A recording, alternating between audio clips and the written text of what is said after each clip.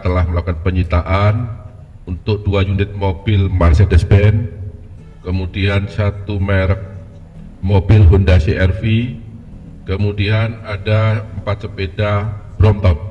Tim penyidik Jaksa Agung Muda Tindak Pidana Khusus Kejaksaan Republik Indonesia telah melakukan penggeledahan 3 tempat di 2 provinsi.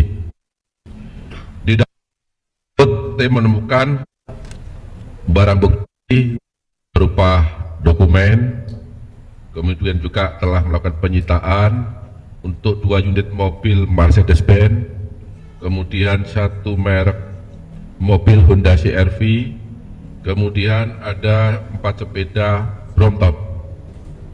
Kemudian penggeledahan tersebut juga diikuti pemeriksaan saksi sebanyak 5 yang sudah diperiksa secara maraton.